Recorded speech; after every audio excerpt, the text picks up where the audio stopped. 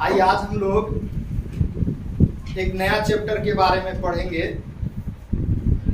जिसे बहुपद के नाम से जाना जाता है।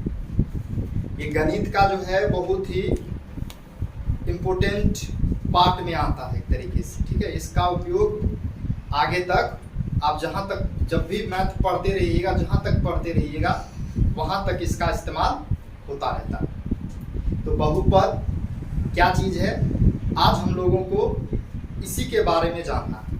बहुपद होता क्या चीज़ है और बहुपद से रिलेटेड जो भी एग्जाम्पल आएगा उनके बारे में हम लोग पढ़ेंगे।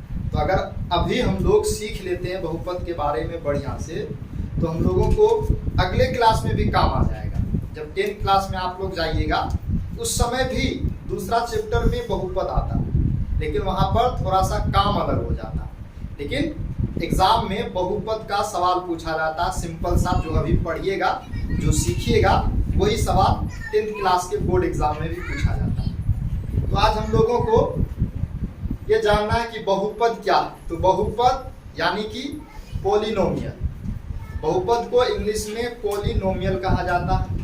बहुपद को जानने के लिए उससे रिलेटेड कुछ छोटा छोटा टर्म आता है, उसको सबसे पहले हम लोग जानेंगे। हम लोग इससे पहले वाले क्लास में चर, अचर राशि के बारे में पढ़े। चर राशि वैसा राशि होता है जिसका मान सदैव बदलता रहता है, हमेशा। जैसे समय एक चर राशि है, किसी भी ऑब्जेक्ट का गति वह एक चर राशि है, उसका मान हमेशा क्या होता है, बदलता रहता है। जैसे हम लोग एक एग्जाम्पल ले लेते हैं अचर राशि का, 3 ले लेते हैं। 3 को आज भी 3 बोलेंगे, अगले साल भी 3 ही बोलने वाले हैं, आज से 10 साल के बाद भी 3 बोलेंगे। ये आपका अचर राशि हो गया। लेकिन जो चर राशि है उसका मान सदैव बदलता रहता है और उसको हम लोग इंग्लिश अल्फाबेट के एक्स वाई जेड से सूचित करते हैं। एक्स वाई जेड यू भी, ये प्रमुख चीज 5 लेटर है आपका, एक्स वाई जेड यू भी। इन्हीं से चर राशि को सूचित कर दिया जाता है। पूरे के पूरे गणित में आप इसी के बारे में ज्यादातर इस्तेमाल कीजिएगा। उसमें से ये आपका एक्स वाई ये प्रमुख रूप से इस्तेमाल किया जाता है। तो ये आपका चर राशि है और इसका मान बदलता रहता है। कभी 1 होता है तो कभी 2 होता है, कभी 10 होता है, कभी -1 होता है, कभी -2 होता है। तो चर राशि हो गया। और अचर राशि जिसका मान कभी नहीं बदलता, जैसे कि 5, इसको हम लोग अभी भी 5 कहेंगे और कभी भी 5 कहेंगे अगले किसी भी ईयर में। उसी तरीके से पाई है ना, यह भी एक प्रकार का सिंबल ही है, लेकिन यह भी अचर राशि है आपका, क्योंकि इसका मान कभी नहीं बदलेगा। ये 22/7 है और 22/7 रहेगा। तो चर और ये सभी हम लोग जान लिए अचर होता है। तो चर और अचर के बारे में हम लोग जान लिए, इससे पहले भी हम लोग पढ़े। अब एक होता है गणितीय संक्रिया। गणितीय संक्रिया किसको कहा जाता है, तो प्लस माइनस गुना भाग, ये सभी हम लोग गणित में ज्यादातर इस्तेमाल करते हैं और इन्हीं को गणितीय संक्रिया के नाम से जाना जाता है। प्लस माइनस गुना भाग, ये आपका गणितीय संक्रिया। तो सबसे पहले आपको स्टार में दिखाया गया है बीजीय व्यंजक, इंग्लिश में इसे अलजेब्राइक एक्सप्रेशन के नाम से जाना जाता है।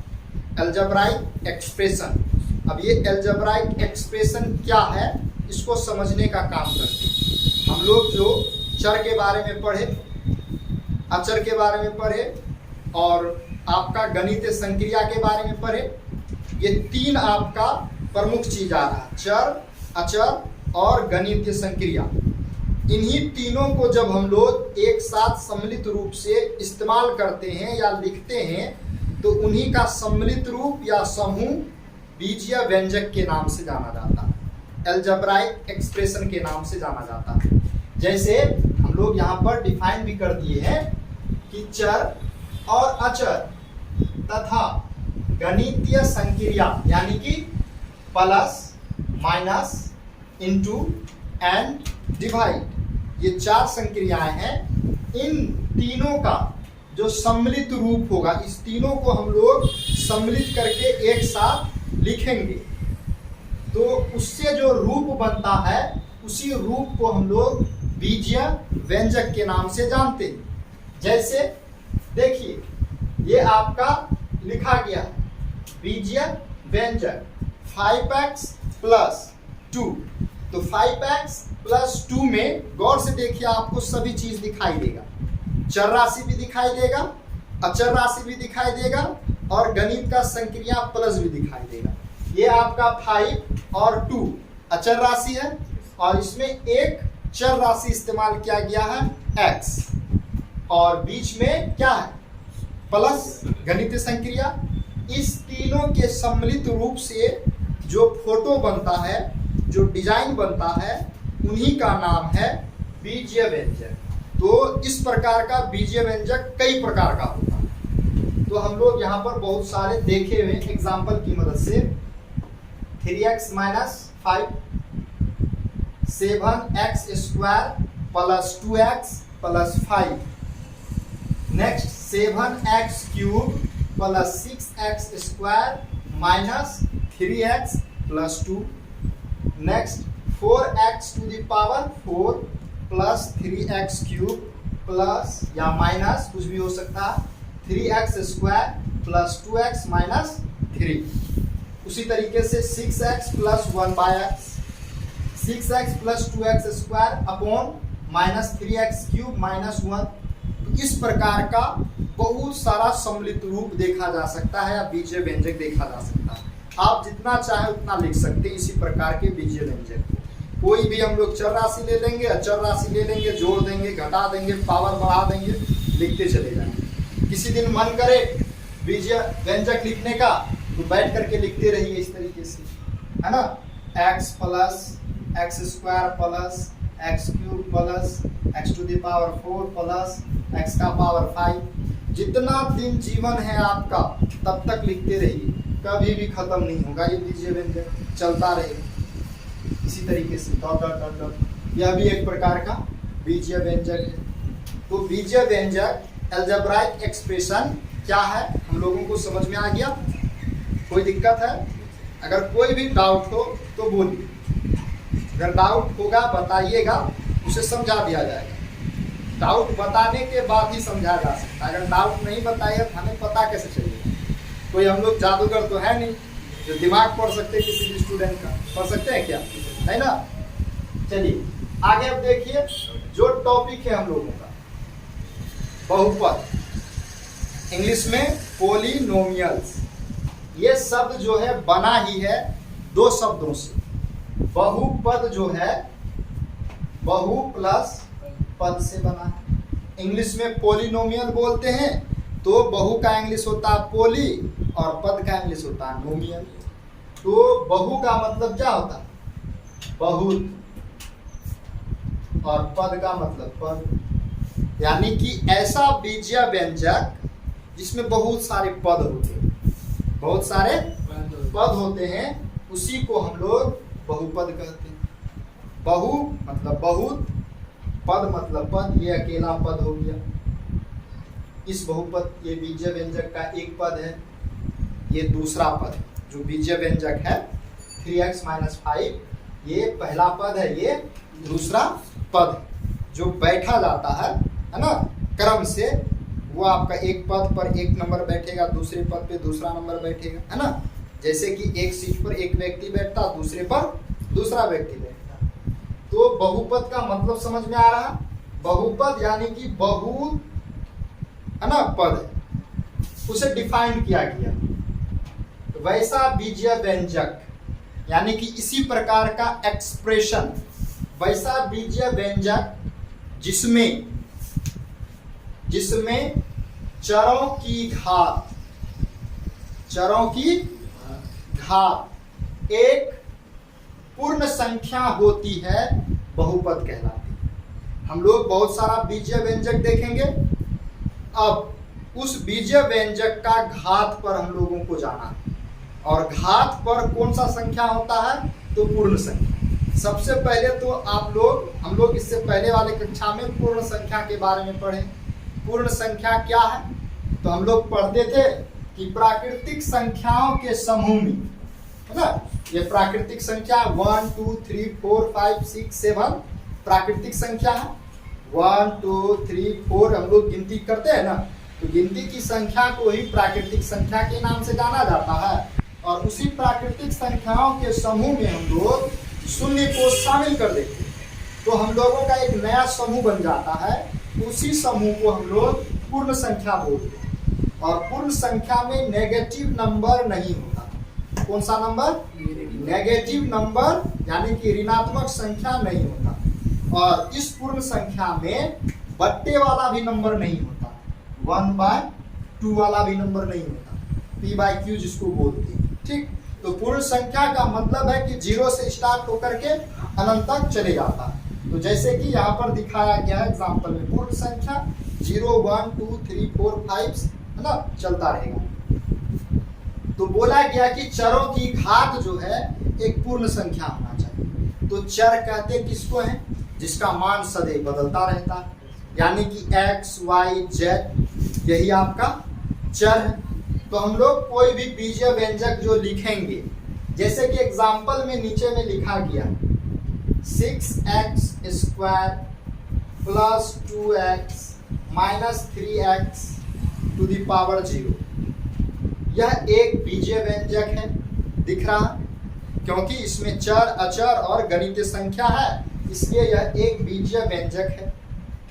अगर यह बीजीय व्यंजक है तो इसमें चर कौन कौन है? तो यही चर है, ये भी चर है, ये भी चर है, बाकी अचर राशि प्लस माइनस है ना, वो संक्रिया। तो इसमें हम लोग देखें कि चर x² है, चर x है, और ये चर x टू द पावर 0 है।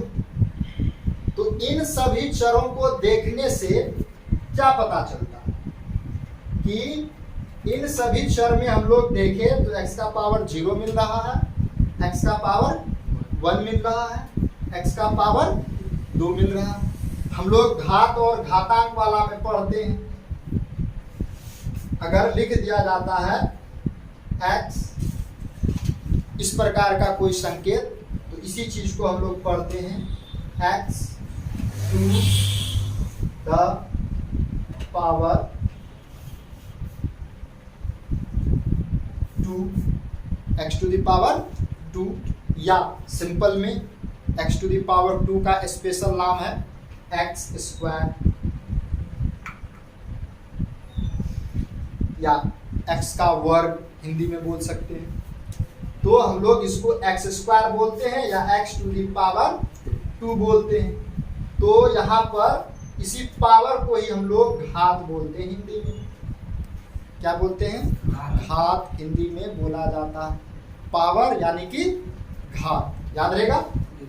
तो देखिए नीचे में स्टेटमेंट दिया गया है, चर की सबसे बड़ी घात। यहाँ पर 3 चर दिख रहा है, इस तीनों चर में चर की सबसे बड़ी घात कौन है? तो 2 है। सबसे बड़ी घात ये ना है, ये 2 यहाँ पर घात है, यहाँ पे 1 घात है, यहाँ पे 0 घात है। समझ में आ रहा? x की घात 2 है, इसको हम लोग घात बोलते हैं। तो सबसे बड़ी घात यहाँ पर क्या दिख रहा? 2 दिख रहा। और जो चर की सबसे बड़ी घात होता है उसी को हम लोग बहुपद का घात बोलते हैं। क्या बोलते हैं? तो बहुपद की घात बराबर क्या हो जाएगा?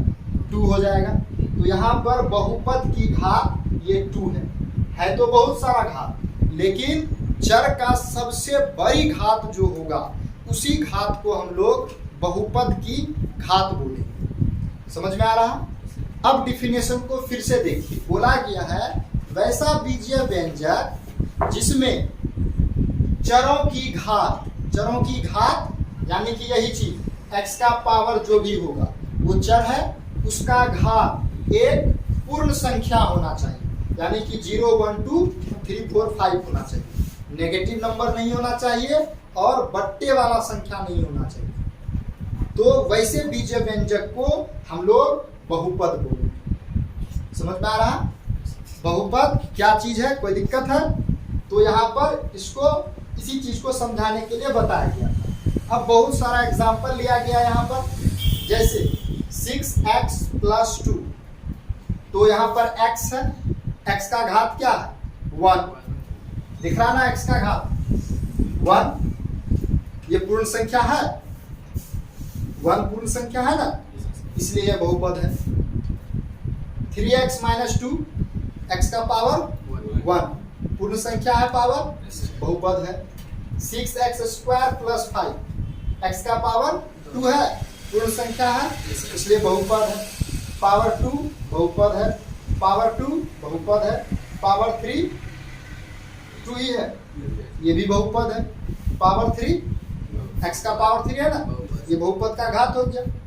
सभी में घात देखेंगे, सबका घात क्या है, पूर्ण संख्या है।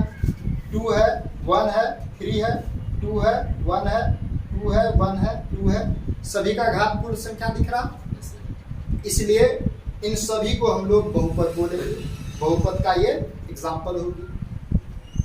किसी प्रकार का कोई दिक्कत है? नहीं है। अब आप लोगों के सामने एक प्रश्न रखा जा रहा है, आपको देखकर बताना है कि यह बहुपद है या नहीं है। एक प्रश्न है और उस प्रश्न को देखिए, लिख रहे हैं हम लोग 6x² + 3x बट्टे 3 4x, ये बहुपद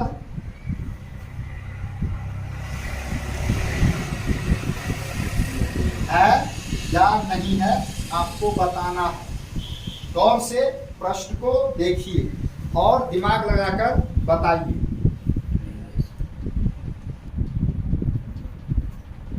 चलिए अब हम लोग इसको देखते हैं। आप लोग थक गए?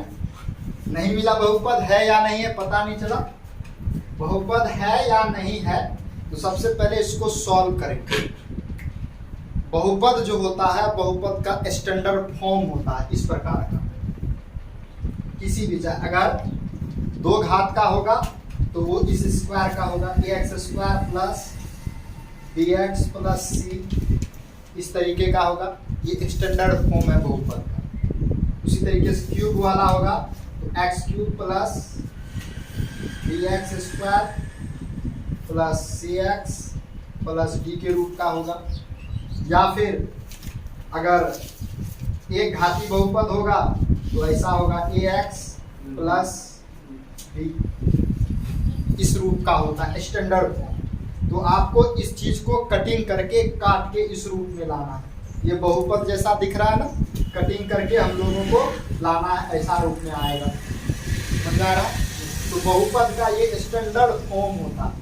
जो बहुपद होगा, जो बीजीय व्यंजक होता है ना, किसी भी रूप में दिया रहे उसको आपको इसी रूप में लिखना है, ax² bx + c, सिंपल रूप। अब देखिए यहाँ पर ये आपका 6x² है, ये 3x है। तो बहुत विद्यार्थी के मस्तिष्क में चमक रहा होगा, यहाँ x है, यहाँ x है, कॉमन ले लो। अगर कॉमन लेंगे तो यहाँ बच जाएगा 6x, यहाँ पर 3, नीचे में 4x। अब ये बेचारा बोल रहा था हम भी गुना में, ये बोल रहा था हम भागा में, बोला कट किया। अब बच क्या जाएगा, 6x + 3/4। बोला अभी भी बहुपद के रूप के जैसा नहीं दिख रहे, तो बोलेंगे ठीक है बना देते हैं, 6/4x + 3/4। अब बहुपद के जैसा दिख रहा, कटिंग हो जाएगा, ये 2/3x + 3/4, ये हो गया ax + b के रूप का। ax, a का मान कुछ भी हो सकता, आम, इमली, कटहल, बैगन, कुछ भी रखा जा सकता।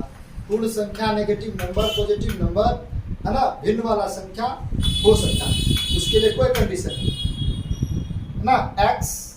x दिख रहा, b का मान कुछ भी हो सकता है। तो ये आपका x का पावर क्या दिख रहा, 1 दिख रहा, पूर्ण संख्या है, तो इसको हम लोग क्या कर सकते हैं, बहुपद है। कोई दिक्कत? इसी प्रकार का अब हम लोग दूसरा एग्जांपल देखते हैं।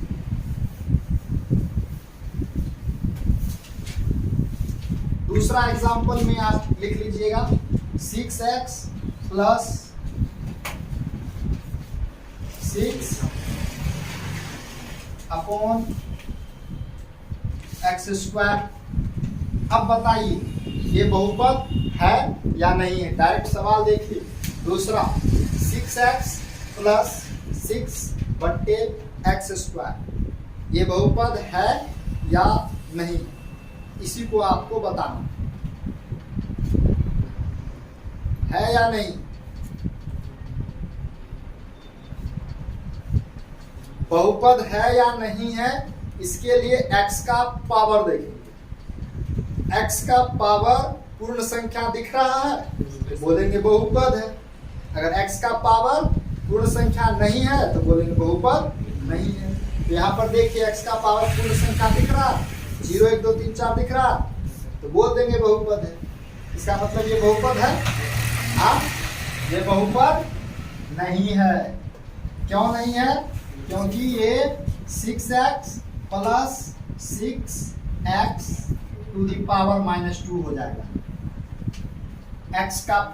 x वाले चीज को कभी भी नीचे में नहीं रखा जाता, ये हमेशा ऊपर में लिखा जाता। अगर दे भी दिया जाए तो उसको हम लोग ऊपर में कर देंगे। ऊपर में जैसे ही किए तो x का पावर क्या दिख रहा है, -2। हम क्या बोले, x का पावर यानी चर का पावर एक पॉजिटिव संख्या होना चाहिए। यहाँ पे क्या दिख रहा, नेगेटिव संख्या, इसलिए ये क्या होगा, बहुपद नहीं होगा। समझ में आ रहा? उसी तरीके से तीसरा एग्जांपल देखिए, 5x स्क्वायर माइनस 3x का पावर 1 बट्टे 2 प्लस 6। अब बताइए ये बहुपद है या नहीं है। 5x square minus 3x to the power half plus 6x, ये बहुपद है? नहीं। क्यों नहीं है? क्योंकि पावर x का पावर पूर्ण संख्या नहीं। पूर्ण संख्या में कहीं 1/2 आता है? पूर्ण संख्या में क्या आता है, 0 1 2 3 4 5। पूर्ण संख्या में 1/2 कभी आता ही नहीं है। x का पावर यहाँ पर पूर्ण संख्या, यहाँ पर पूर्ण संख्या, लेकिन यहाँ पर पूर्ण संख्या नहीं है, इसलिए यह भी बहुपद नहीं हो जाएगा, यह भी नहीं हो जाएगा। इसी तरीके से और आगे देखिए, 3x प्लस 4x स्क्वायर बट्टे 3x, बताइए ये बहुपद है या नहीं है। कैसे है तो कैसे, नहीं है तो कैसे, ये दोनों जवाब रखना अनिवार्य। विदाउट कारण का हाँ या ना, तुक्का नहीं मारना है ना। गए 4 ऑप्शन मिला, नहीं भी जानने तो बी सी डी कुछ भी लगा दिए। ये बताइए 3x प्लस 4x स्क्वायर बट्टे 3x बहुपद है या नहीं है, तो कारण दीजिए, नहीं है तो भी कारण दीजिए। बहुपद नहीं है, बहुपद है। कैसे? ये ax प्लस b के रूप में है। ये देखिए, जैसे ही देखे ये तो अलग संख्या है, ये अलग संख्या है, यहाँ पर 1x, यहाँ पर 2x, क्या हो जाएगा, कट जाएगा। कट जाएगा तो बचेगा क्या चीज, 3x प्लस 4 बट्टे 3 x का पावर 1 n बचेगा। अब ये क्या हो जाएगा, जुट जाएगा, ये भी x है, ये भी x है, जुड़ करके अकेला टर्म आ जाएगा आपका, है ना। 3 3 का एलसीएम हो जाएगा 3 और 3 क्या 9 4 13x हो जाएगा। 13/3